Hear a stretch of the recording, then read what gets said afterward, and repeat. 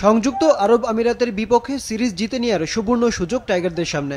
দুই দলের শক্তিমত্তার বিচারে দ্বিতীয় ম্যাচে না জেতার কোনো কারণেই বাংলাদেশ দলের, যদিও প্রথম টি-20তে বেশ ভালো লড়াই করেছে স্বাগতিক দল। দুই দলের মধ্যে আরেকটি ম্যাচ যুক্ত করার প্রস্তাব রয়েছে এই সিরিজে, বিষয়টি চূড়ান্ত হওয়ার অপেক্ষায়। প্রথম ম্যাচের পর মাঝে একদিন বিরতি ছিল, সেদিন সবাইকে বিশ্রাম দেওয়া হয়। পেসার মুস্তাফিজুর রহমান এরই মধ্যে স্কোয়াড ছেড়ে আইপিএলের দল দিল্লিতে যোগ দিয়েছেন। তাকে ছাড়া বড় চ্যালেঞ্জ নিতে হবে অন্যান্য বোলারদের, কারণ আমিরাতের বেশ কয়েকজন হার্ড হিটার রয়েছেন যারা যে কোনো বোলারের উপর চড়াও হতে পারেন। এলএমই সার্টিফাইড বিশ্বসেরা কপারে তৈরি ওয়ালটন কেবলস, যা আপনার স্থাপনাকে রাখবে সব সময় নিরাপদ। শারজায় বরাবরই স্পোর্টিং উইকেট থাকে, যেখানে বোলারদের হতে হয় নিখুঁত, নয়তো রান উঠবে অনেক। এই ম্যাচে সুযোগ পেতে পারেন বাঁহাতি পেসার শরীফুল ইসলাম।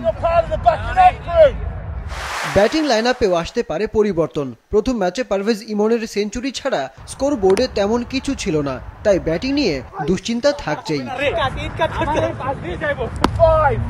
বাংলাদেশের বিপক্ষে এখন পর্যন্ত 4টি টি-20 খেলে সব কটিতে হেরেছে আরব আমিরাত।